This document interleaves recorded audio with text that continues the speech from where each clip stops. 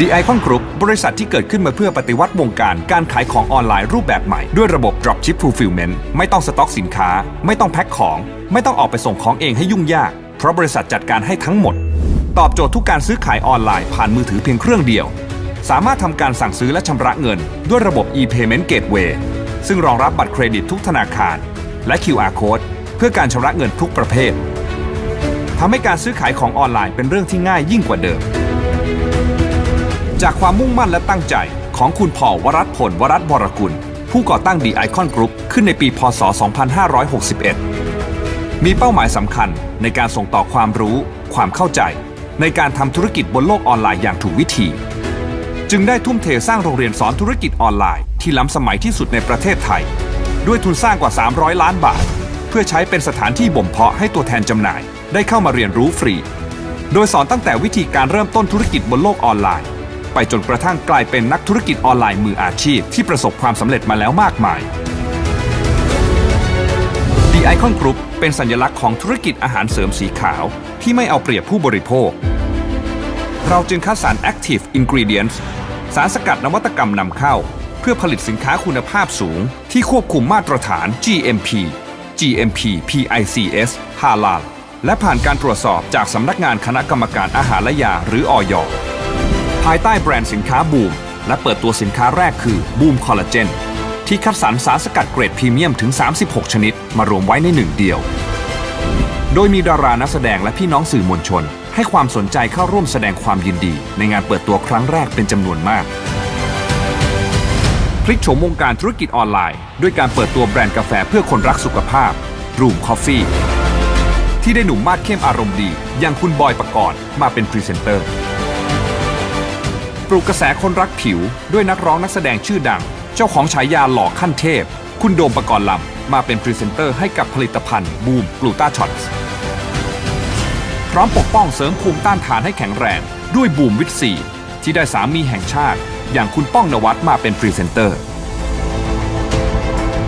ตอกย้ำความน่าเชื่อถือด้วยการคว้าซุปเปอร์สตาร์คนล่าสุดอย่างคุณเวียสุกลวัฒน์นักแสดงชื่อดังของเมืองไทยมาเป็นพรีเซนเตอร์ให้กับผลิตภัณฑ์เสริมอาหารตัวใหม่ล่าสุดอย่างบูมดีเน็กซ์และล่าสุดกับบูมไอซีผลิตภัณฑ์เสริมอาหารบำรุงดวงตาที่ได้รับเอกสิทธิ์ Bioactivist นวัตกรรมที่คิดค้นและพัฒนาโดยสตาร์ทอัพของสำนักงานพัฒนาวิทยาศาสตร์และเทคโนโลยีแห่งชาติหรือสวทช.โดยได้นักแสดงวัยรุ่นชื่อดังอย่าง PP Grid มาเป็นพรีเซนเตอร์เปิดตัวอย่างยิ่งใหญ่ในงาน The Icon Phenomenon ยึดพื้นที่สื่อทุกสำนักและยังติดเทรนด์ Twitter อันดับหนึ่งของประเทศไทยอีกด้วยพร้อมเปิดตัวผู้อำนวยการฝ่ายสื่อสารมวลชนคุณกันตถาวรพิธีกรอันดับหนึ่งของประเทศไทยมาทำหน้าที่บอกเล่าข่าวสารประชาสัมพันธ์และดูแลภาพรวมการสื่อสารขององค์กรทั้งระบบล่าสุดกับผลิตภัณฑ์ตัวแรกในการดูแลช่องปากและฟันบูม Nutrition Toothpaste นวัตกรรมยาสีฟันสมุนไพรไมโครเจลที่รวมสารสกัดเกรดพรีเมียม8ชนิดและฟลูออไรด์มากถึง 1,500 ppm สุดเซอร์ไพรส์เปิดตัวพรีเซนเตอร์ผอ.กันตถาวรอย่างยิ่งใหญ่ในงาน The Icon Evolution ที่รวมตัวนักธุรกิจออนไลน์ผู้ประสบความสำเร็จมากมายไว้ในงานนี้ที่จะมาถ่ายทอดเคล็ดลับในการทำธุรกิจออนไลน์แบบจัดเต็มตลอดทั้งงานเพื่อรองรับการเติบโตอย่างก้าวกระโดดจึงได้เปิดตัว The Icon Warehouse โกดังจัดเก็บสินค้าขนาดใหญ่วัสดุโครงสร้างฟู้ดเกรด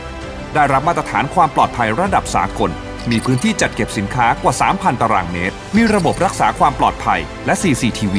ควบคุมสินค้าด้วยระบบปิดที่อุณหภูมิ 25 องศาเซลเซียสตลอด 24 ชั่วโมงรองรับสินค้าได้มากถึง 5 ล้านชิ้น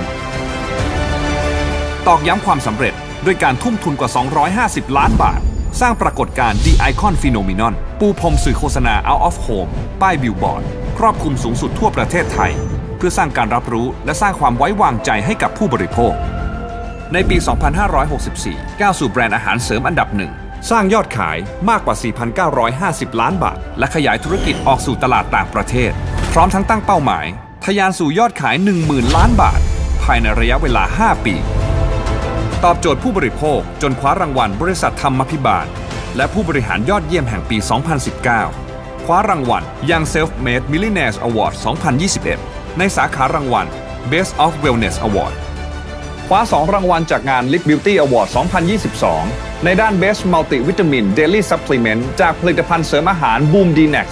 และ Best Weight Management Supplement จากผลิตภัณฑ์เสริมอาหาร Boom Coco Plus